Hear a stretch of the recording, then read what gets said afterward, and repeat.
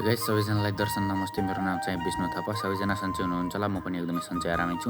आज चाहिँ म बिहानै कहाँ जाँदैछु भने चाहिँ पैसा लिएर नास्ताको लागि चाहिँ ब्रेड किन्न जाँदैछु।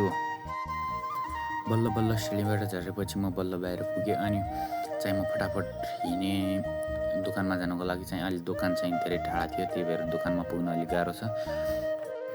एकैछिनपछि म पनि दोकानमा पुगिहालेँ। दोकानमा पुगेपछि मैले भैया एक ब्रेड दे दो भने, अनि उसले कम्पनीको दिने कस्तो दिने भन्यो, मलाई त्यो केही थाहा थिएन। अनि ब्रेड लिएर फेरि म सरासरी कोठातिर लागेँ होइन। कोठातिर आएँ, फेरि कोठा आउनलाई चाहिँ मैले हिँड्नुपर्ने थियो।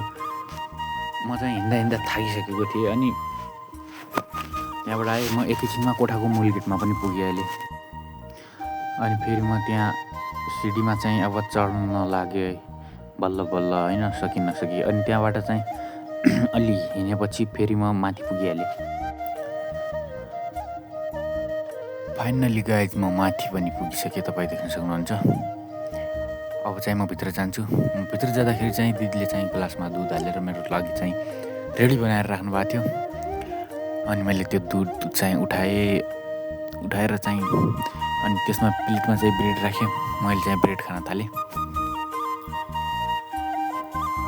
मैले चाहिँ एक गाँस खाइसकेपछि मात्र थाहा भयो दुधमा चाहिँ चिनी हालेको रहेछ। अनि दिदीले पनि चिनी हाल भन्नुभयो। मैले एकछिनपछि चिनी हालेँ, अनि आधा चाहिँ दुधको भाँडामा चिनी हालेँ, अनि आधा चाहिँ दिदीको र मेरो ग्लासमा हालेँ। अनि त्यतिकैमा मैले चिनी पनि राखिदिएँ भित्र। ल गाइस, सबैजनालाई बाई बाई। आजको मेरो मिनी भ्लग चाहिँ यति नै। अर्को मिनी भ्लगमा भेटौँला। Bye guys.